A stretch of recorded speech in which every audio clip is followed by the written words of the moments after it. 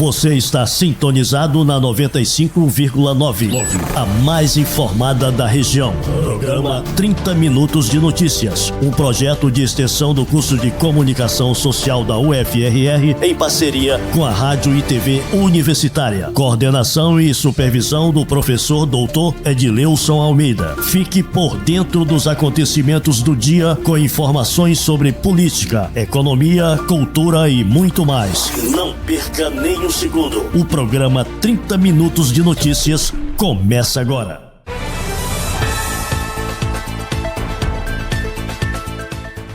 Boa tarde, eu sou Ana Paula Lopes. Boa tarde, eu sou Edileuson Almeida.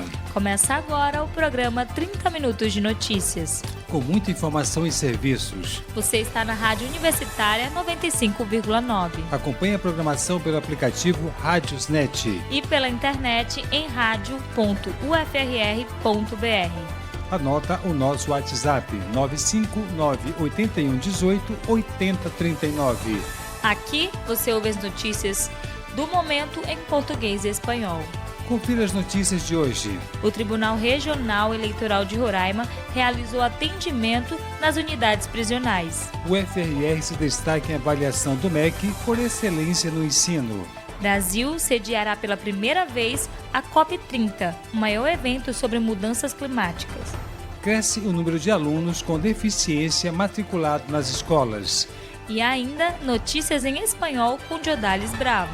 E na entrevista do dia, vamos conversar com o chefe Diogo Menezes sobre manuseio de alimentos. Confira essas e outras notícias aqui na Rádio Universitária FM 95,9. A gente volta em 30 segundos. Programa 30 Minutos de Notícias.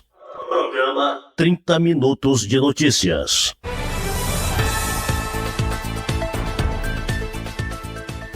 Unidades prisionais de Roraima receberam atendimento do TRE.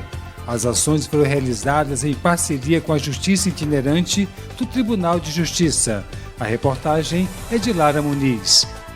O Tribunal Regional Eleitoral de Roraima, em parceria com a Justiça Itinerante do Tribunal de Justiça de Roraima, realizou atendimento nas unidades prisionais. Foram atendidas as cadeias públicas feminina e masculina em Boa Vista, a cadeia pública em Rorainópolis e a PANC. O objetivo foi assegurar o direito fundamental a todas as pessoas privadas de liberdade. Na cadeia pública feminina, foram realizados serviços de orientação, coleta de informações, emissão e regularização do título de eleitor.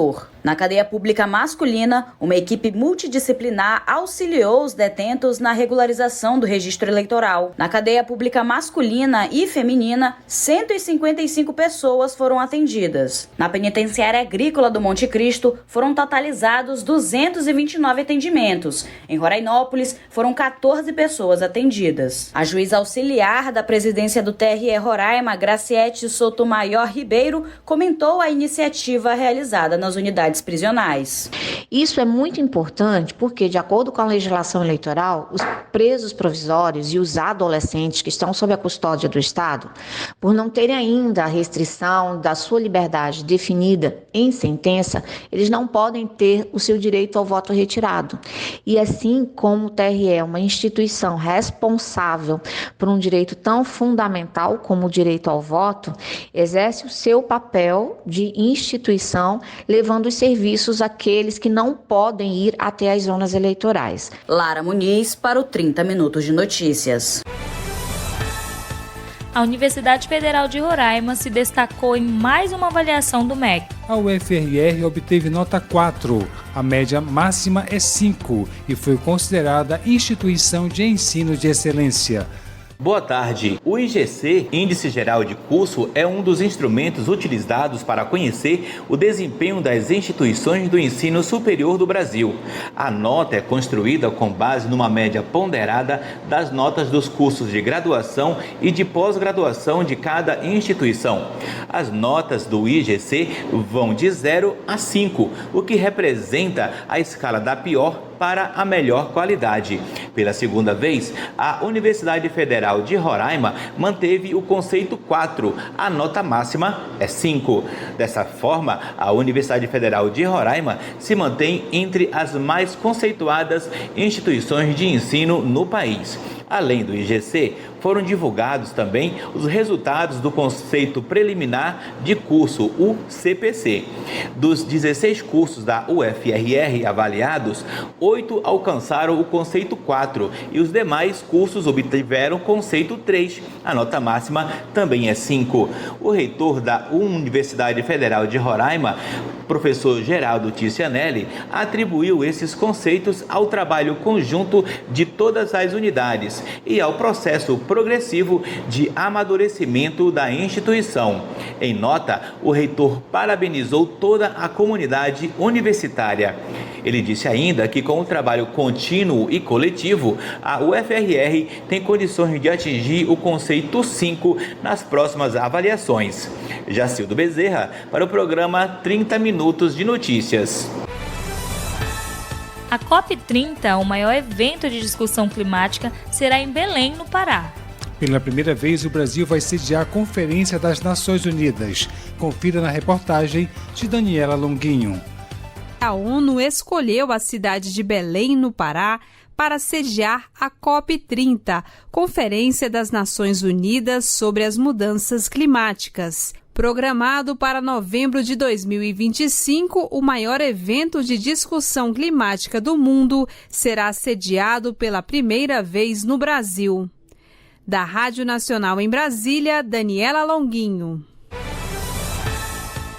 Pequenas e microempresas das regiões Norte, Nordeste e Centro-Oeste podem ter acesso a 25% dos fundos constitucionais de financiamento.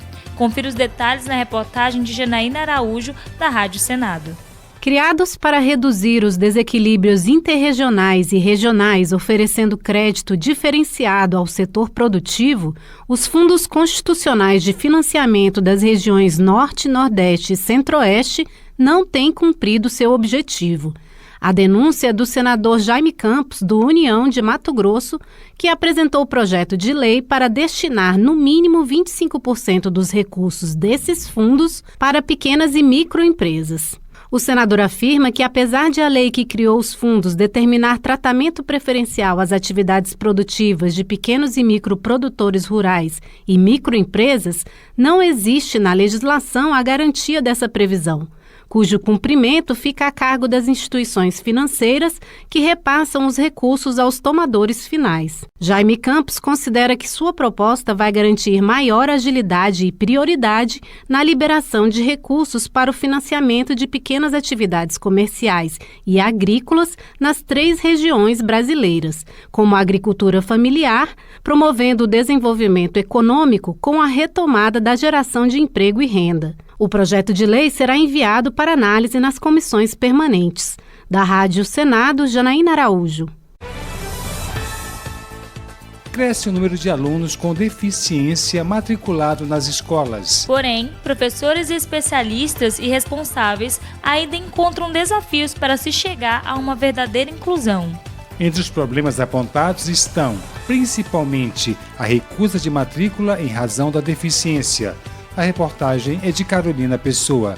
O número de alunos com deficiência matriculados em escolas públicas e privadas tem crescido no Brasil. De acordo com o último censo escolar da educação básica, em 2022 eram quase 1.300.000 estudantes e a maior parte tem deficiência intelectual, seguida de pessoas com autismo e deficiência física. Liege Margot, professora na rede pública estadual em Foz do Iguaçu, disse que foi constrangida pela presença de sua filha Laura em uma sala comum, depois do período de isolamento social. A menina, de 8 anos, tem síndrome de Down. A Laura retornou de forma presencial à escola e em 2 meses e meio de aula que ela teve só em 2021, ela foi considerada pela equipe da Educação Especial da Secretaria Municipal de Foz do Iguaçu inapta a acompanhar a turma em que ela estava matriculada e essa equipe nos sugeriu que ela fosse matriculada ou numa classe especial ou na APAE. Ana Cláudia Mendes de Figueiredo, advogada e ativista em prol dos direitos das pessoas com deficiência, ressalta que esse tipo de exclusão não é permitida pela legislação brasileira. Ela destaca que uma das mais importantes leis voltadas para a educação inclusiva é a LBI, Lei Brasileira de Inclusão da Pessoa com Deficiência, publicada em 2015.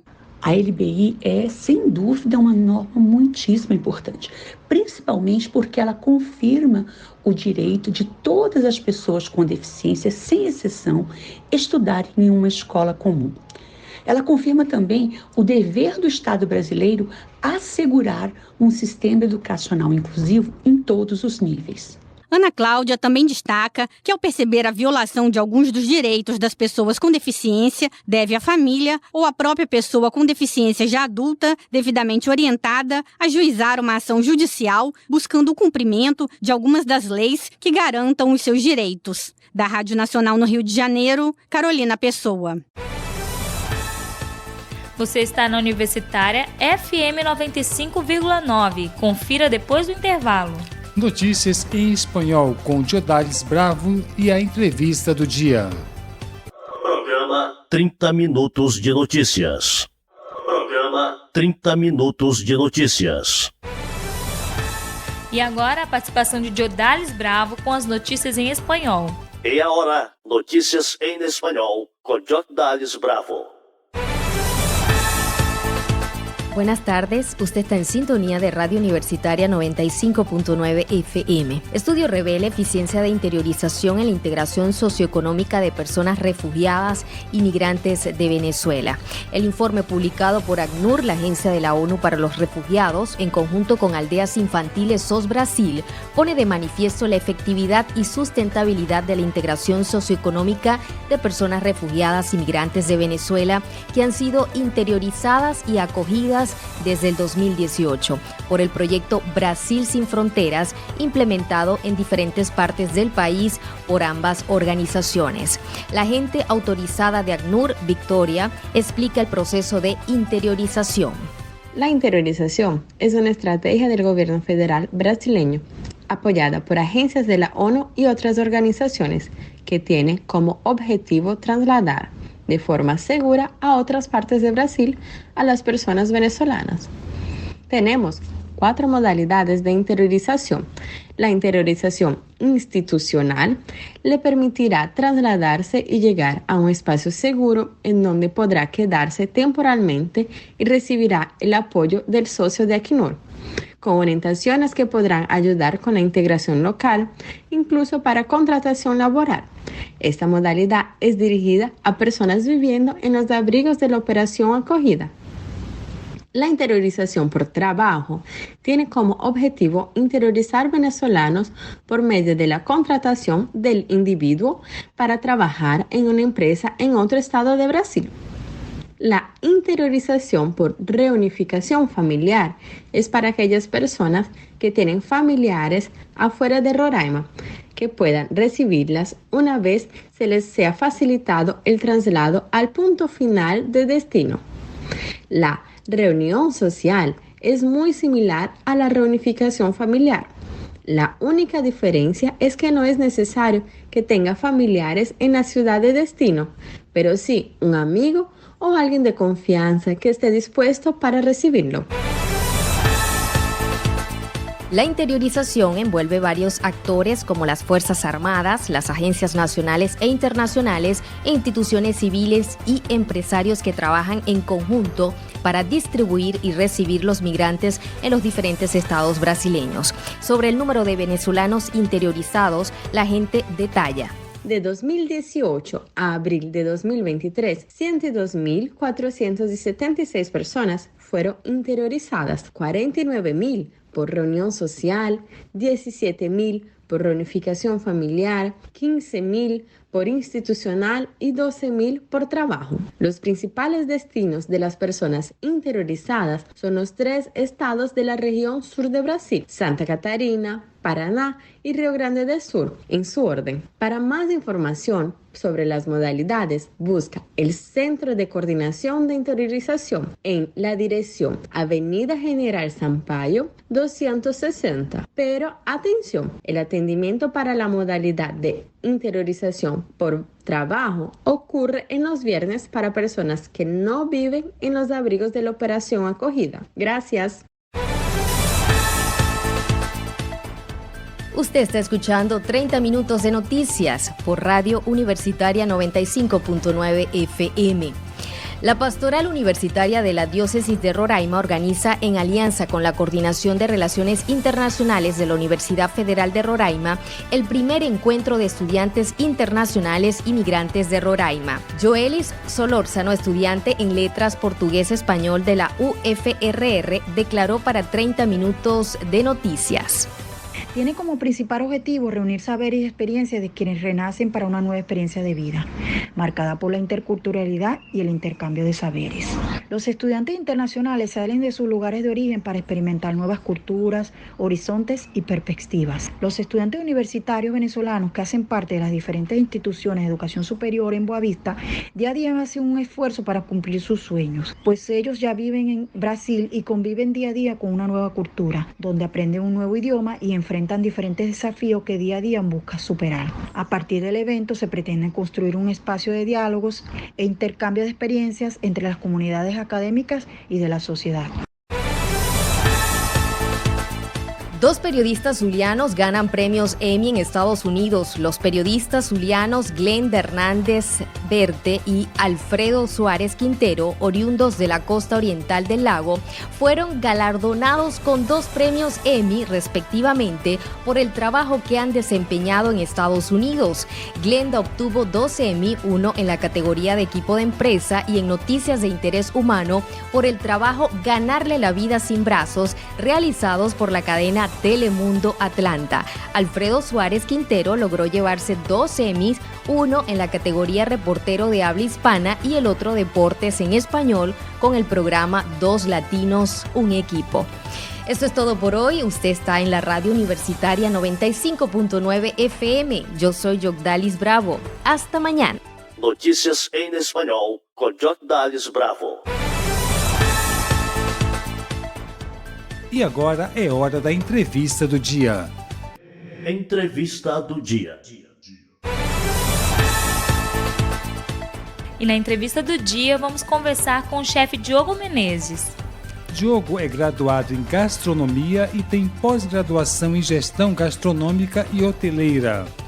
Boa tarde, seja bem-vindo ao programa 30 Minutos de Notícias. Boa tarde, é sempre bom ter um espaço para a gente poder debater alguns assuntos, ainda mais pertinentes à alimentação.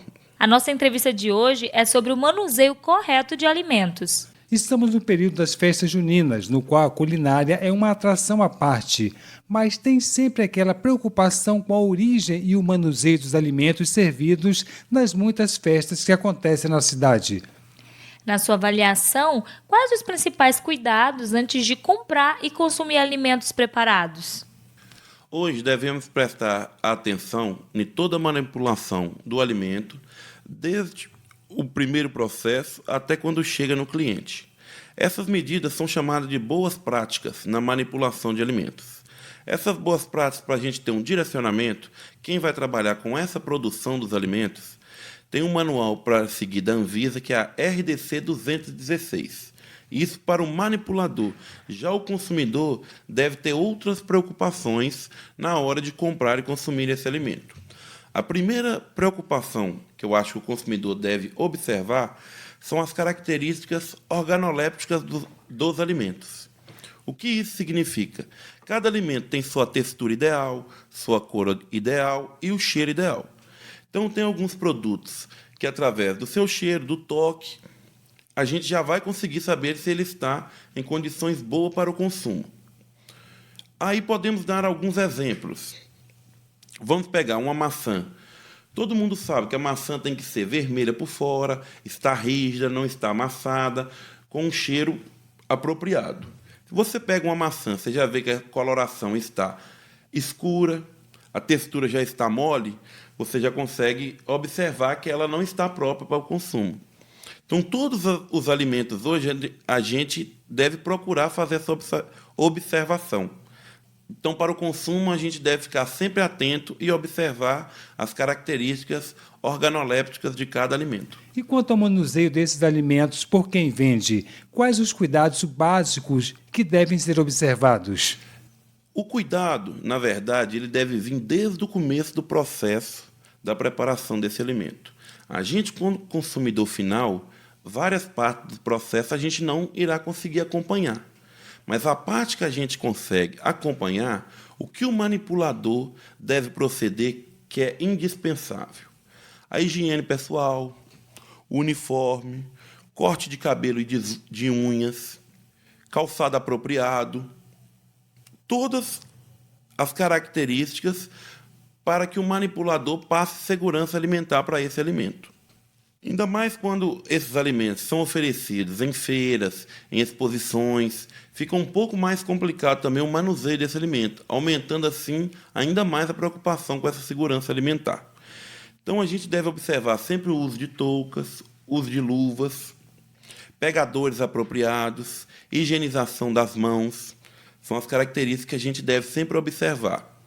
O manipulador muitas vezes utiliza o mesmo material para manipular outros alimentos, o que deve ser evitado, para evitar também a contaminação cruzada, que é um dos maiores perigos que a gente pode encontrar hoje na alimentação. Porque um alimento contaminado pode contaminar também toda essa cadeia de alimentos, estando próximo. No caso de uma utilização de uma tábua para cortes, não podemos utilizar a mesma tábua de corte para vegetais que utilizamos para carnes, e assim nem para frangos, nem para queijos.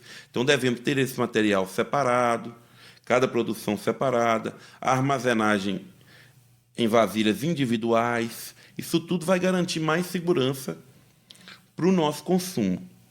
Na verdade, a gente não tem uma segurança 100% do alimento. A gente vai deixar esse alimento a níveis seguros, mantendo reduzir a temperatura, riscos, né? Reduzir riscos. O máximo que a gente possa. Isso. Hoje, cada alimento tem a sua temperatura ideal para aumentar a proliferação de micro-organismos. Alimentos quentes, a gente não deve deixar baixar de 60 graus. Um exemplo, um salgado, um churrasquinho, um milho cozido. Depois desse alimento aquecido, elevado a 80 graus, 90 graus, 100 graus, esse alimento não pode baixar da temperatura de 60 graus. Porque quando ele abaixa, aumenta a multiplicação de micro-organismos. E quanto mais tempo exposto a essa temperatura, mais vai aumentando a contaminação do alimento, se tornando um ponto que não tem como consumi-lo. Um exemplo de uma carne, vamos usar a carne. Se você pega hoje uma carne e deixa ela fora da geladeira de um dia para o outro, ela começa uma proliferação de micro-organismos.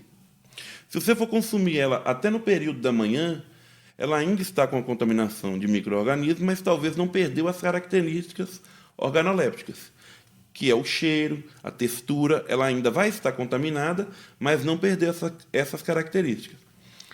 Já se você for consumir ela no período da tarde, ela ficar mais tempo exposto, você já vai começar que ela já vai mudando essas características. Já vai mudar o cheiro, já vai mudar a textura, já vai mudar o sabor. É sinal que os micro-organismos já estão consumindo por completo aquele produto. É muito comum o uso de luvas na hora de servir os alimentos.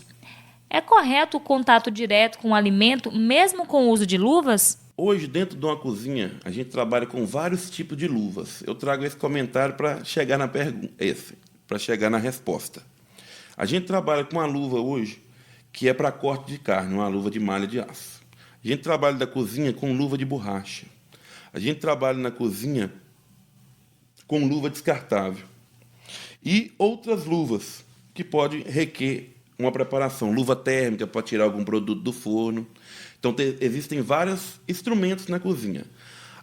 O alimento já preparado, pela RDC 216, ele pede o uso de luva. Mas, da mesma maneira que eu comentei sobre a contaminação cruzada, é o que devemos observar nesse uso de luva. O uso de luva é para alimentos prontos. Exemplos. Se eu estou manipulando uma carne moída, eu não preciso usar luva, porque esse produto depois vai passar por um processo de cocção, que vai eliminar um pouco desses micro-organismos, mantendo a níveis seguros. Já um alimento pronto, o caso do salgado, de pão, que a gente vê muito em padaria, pessoas utilizando de luva. Essa luva deve ser trocada a cada mudança de alimento. Essa luva é uma luva descartável. Eu fiz uma preparação, peguei um pão com essa luva. Se eu for pegar outro pão seguido dessa luva, eu utilizo a mesma luva. Se eu for pegar já um bolo, um outro produto, eu tenho que fazer a troca da luva, porque senão eu estou colocando dois produtos em risco, através da mesma contaminação cruzada que acontece com facas, que acontece com as tábuas de corte, com panelas, com vasilhas. Toda essa contaminação cruzada é uma cadeia. Então, a gente tem que evitar todos esses contatos para evitar o quê? A contaminação cruzada. Então, não tem utilidade você utilizar uma luva e ficar com ela na mão pegando vários produtos com a mesma luva, porque você não está garantindo nenhuma segurança nesse preparo. Outro ponto interessante. A luva ela é para servir para auxiliar e garantir maior segurança alimentar e higiene para o consumidor e para o manipulador. Então, se eu utilizar essa luva da maneira incorreta, eu não estou garantindo isso. Então, o ideal que eu aconselho é o quê? O uso de luva e o uso de pegadores, para evitar o máximo possível o contato direto com os alimentos. Isso serve para tudo. No arraial hoje, nas festas juninas, na cozinha da casa da gente, todo alimento a gente tem que evitar ao máximo a contaminação, o manuseio com as próprias mãos, porque isso tudo trará mais segurança para o nosso alimento. Você está na Universitária 95,9. Na entrevista de hoje, temos a presença do chefe Diogo Menezes. Na sua avaliação, quais são os erros mais comuns que podem ser evitados na hora de preparar e servir os alimentos? Hoje, os erros mais comuns, geralmente, são o próprio manipulador, porque falta um esclarecimento e saber a maneira correta de utilizar tanto a questão da luva, tanto a questão de embalagens, de toda essa cadeia que leva à produção alimentar. Então, falta muito. É até bom a gente ter esse tempo aqui para poder dar mais clareza para o manipulador também de alimento, que muitas vezes ele não está fazendo uma manipulação incorreta de propósito, porque talvez ele não teve um treinamento, não teve uma explicação, não sabe aonde procurar essas informações. Então, fica aqui o quê? O local correto de procurar informações da maneira de manipular os alimentos é RDC 216 da Anvisa, que lá vai te falar a maneira correta que o colaborador deve se portar, quais equipamentos e utensílios corretos para cada tipo de alimento. Assim, a gente vai evitando a manipulação incorreta e conseguindo sempre passar com a outra pessoa a maneira correta. Então, a gente tem que sempre observar uniformes limpos, o uso de touca, o não uso de adornos, brincos, anéis, o não uso de batom, de perfumes, de maquiagem, tudo isso, porque o manipulador de alimento tem que ter uma preocupação do que ele vai entregar, não só o sabor, mas também a segurança alimentar. Muito obrigado pela sua participação aqui no programa 30 Minutos de Notícias e boa tarde. Muito obrigado, estou à disposição para qualquer hora bater mais um papo, esclarecer qualquer dúvida, espero que tenha sido válido para todos. Com certeza. Nós conversamos agora com o chefe Diogo Menezes sobre manuseio correto de alimentos. Entrevista do dia.